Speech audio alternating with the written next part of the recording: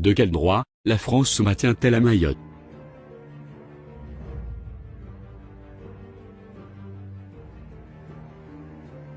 De quel droit, la France se maintient-elle à Mayotte?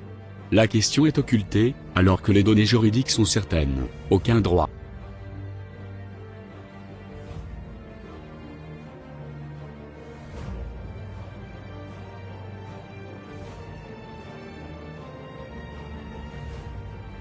La question posée est celle de l'autodétermination des peuples, qui est un droit inaliénable. Comme nous savons tous, que le temps des empires a pris fin, même si la France met bien du temps à le comprendre. C'est un processus considérable, entrepris depuis les années 1950.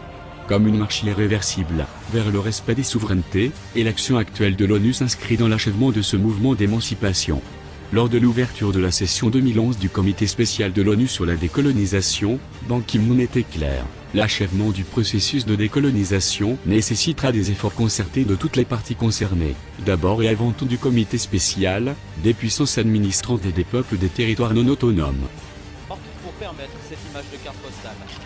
Il y a un mois et demi, des manifestations contre la vie chère tournaient à l'émeute.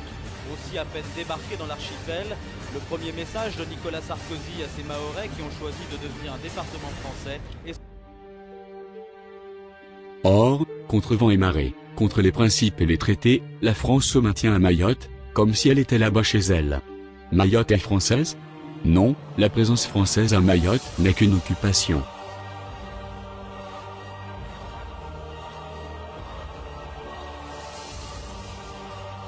L'état du droit a été clairement dit par l'ONU. Le Conseil de sécurité, spécialement avec la résolution numéro 376 du 17 octobre 1975, et l'Assemblée générale, avec ses résolutions numéro 3385, 30, du 12 novembre 1975, numéro 31 quart du 21 octobre 1976, numéro 49 18e du 28 novembre 1994 et numéro 49 151e du 23 décembre 1994. Tous ces documents sont parfaitement accessibles et bien connus, sauf de ceux qui pensent que le colonialisme est l'avenir de la France.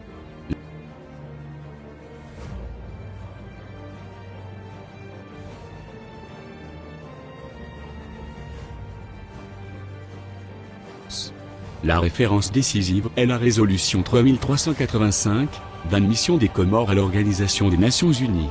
L'Assemblée générale est explicite, affirmant la nécessité de respecter l'unité et l'intégralité de l'archipel des Comores composé des îles d'Anjouan, de la Grande Comore, de Mayotte et de Mohéli, comme le souligne la résolution 3391-29 du 13 décembre 1994 et d'autres résolutions de l'Assemblée générale. Cette résolution rappelle que l'occupation par la France de l'île comorienne de Mayotte constitue une atteinte flagrante à l'unité nationale de l'État comorien.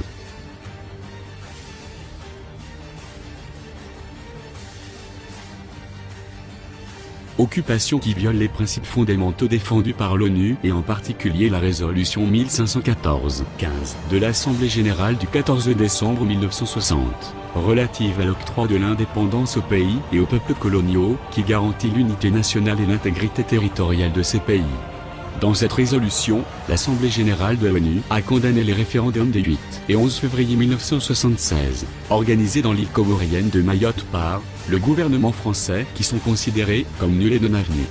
De même, l'Assemblée a rejeté toute forme de référendum ou consultation qui pourrait être organisée ultérieurement au territoire comorien de Mayotte par la France. Toute législation étrangère, comme la rupéisation de Mayotte, NDLR, tendant à légaliser une quelconque présence coloniale française en territoire comorien de Mayotte.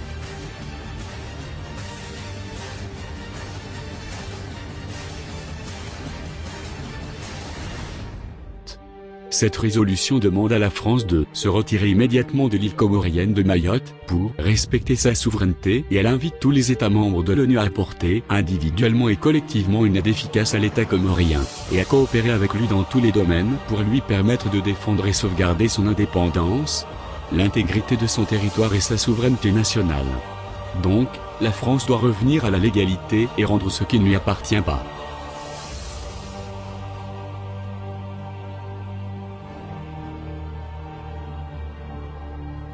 Or, loin de respecter le droit, la France entend inscrire la violation du droit dans la durée, par la départementalisation.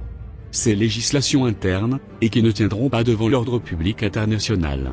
Sur l'île de Mayotte, la France est un occupant, et n'a aucune souveraineté. On attend toujours son contre-argumentaire aux résolutions de l'ONU. Elle se contente d'user de son influence, comme membre permanent du Conseil de sécurité, et elle sait pouvoir compter sur le consensus dans l'opinion publique française, du fait de la méconnaissance entretenue du sujet.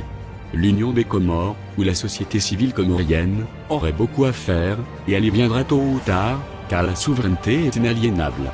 Le temps qui passe ne règle rien. L'archipel des Comores a été admis comme État membre de l'ONU, regroupant un archipel de 4 îles, Anjouan, la Grande Comore, Mohéli et Mayotte.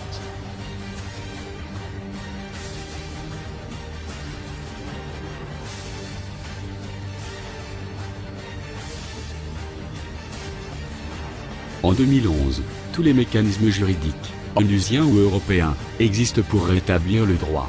La France peut conclure des accords de coopération avec l'État comorien, mais l'occupation militaire française de Mayotte doit prendre fin, et le plus tôt sera le mieux. Mais qu'est-ce que la France veut vraiment dans notre territoire loin de chez elle? Vraiment, c'est une question à se demander. Et justement a besoin d'une réponse claire. Je suis convaincu que l'avenir de mon pays, l'Union des Comores, dépend de la paix et de la stabilité. Or, il ne peut y avoir de stabilité durable dans mon pays, sans une solution définitive à cette question. Je suis persuadé que notre archipel ne sera pas stable tant qu'on a pris le contrôle de la libre circulation des personnes, dans notre territoire composé de 4 îles.